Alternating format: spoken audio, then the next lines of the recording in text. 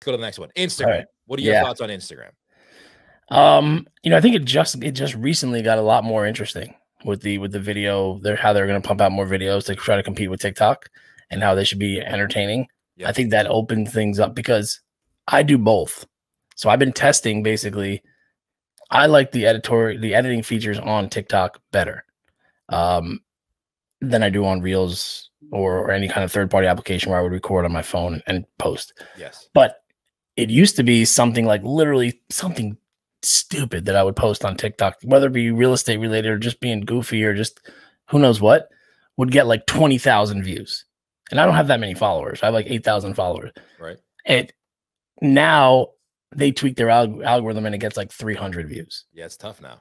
But now Instagram is the TikTok. Now you're getting 3, 4, 5, 6, 10,000 views on those videos. So, you know, it's again that Gary Vee thing. Like you just try it and you get the skill set, and then you're able to adapt to whatever comes next. So you're into Instagram. You like it right now. Yeah. So basically, I use Instagram for, you know, my personal brand, and I've made it a little bit more stylized in that now people are like, hey, well, they want to see that you get branding and what you look like. So I've had a little bit more, and I'm not a huge fan because now it's like forcing me to do things, but I'm like a slave to the algorithm, but I want it to look good. So when, you know, there is a certain look factor that you have to have in commercial real estate. People want to not just see you cursing and swearing about your experience in the restaurant business. Right. So I've just now made it more of like, you can find out more about my brand on here. Yep. But I do like it. It's the most approachable, I think. Do you have like a schedule, or how do you come up with your ideas that you do? You just like when you think of something, you're like, all right, either write it down or you just create it right then and there? I have this is funny.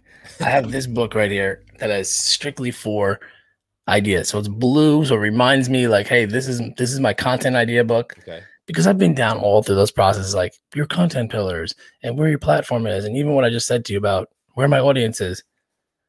I plan like 10% of my posts. The rest, I'm like, oh shit, I gotta post something. And my wife is like yelling at me because I'm at the dinner table, like on Canva on my phone, like trying to fix something. But yeah, they're like, we'll just create a schedule and this. I'm like, but when I wrote that was a good idea. I'm not as passionate as it is about what I just found out about 5 minutes ago. It's so true. You know, I'm 100% with you.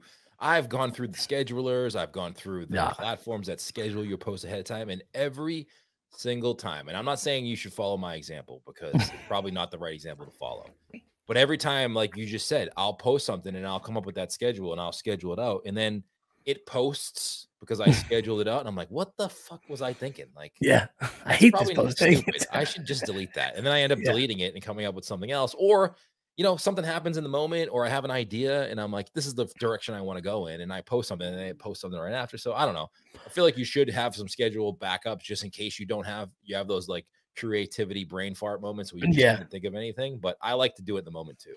Something I just saw that I think maybe would work for some people, and I've yet to try it for me, but they're like, don't do like, okay, so you're going to do your week of content, right? Let's just say for Instagram. Yeah. Pick all the pictures or do all the videos, and then do all the captions, and then do all the hashtags and who you're going to tag. Don't try to do post, caption, hashtag every day, doing post, caption, like, I guess the theory is your brain works better. It's sort of like mise en place, right? Like cut the onions in half before you start slicing them across. Like cut them all in half first, and then cut them, then slice them all across, instead of like cut them in half, slice, cut them in half, slice. That's the way I think of it. Like I said, I've yet to do it, but in my brain, that makes the most sense. Yeah. You know what I've been doing lately too, is I've been using Twitter as kind of a testing ground for content. So I'll have an idea, maybe it's a thought or something that I talk to someone like you about. Maybe I'll do this podcast and I'll pick something out that you said, and I'll be like, you know what, that's a great example, and try to write a post on Twitter about it, and I'll post it to Twitter, and then I'll see how it does. And if it gets some engagement, I don't have a huge following on Twitter either. So if I get, 3 to 6 likes or a share or a reshare on a post, to me, that's working pretty well because my following on Twitter is not that big. I'm like, all right, that worked out pretty good. Then I'll maybe create a piece of a video based on that tweet, or I'll create a post on Instagram based on that tweet, because I know it kind of did well. If it goes Yeah. crickets on Twitter, it's probably not going to do well on anywhere else. But that's another good thing, is that you have like an A/B testing kind of thing, and then you have that this is the topic, and then I can put it, you know, for each different platform, I can make it more relevant. Exactly. That's a good thing to do, but again, I don't do that either. Yeah, that's just something I've been doing recently. Like, I'll come up with an idea, I'll post it to Twitter, and then if it does well, maybe I'll make a video for Facebook, or take a picture of something that's relevant to that and write something for Instagram that's a little bit longer, because you can write a longer post there.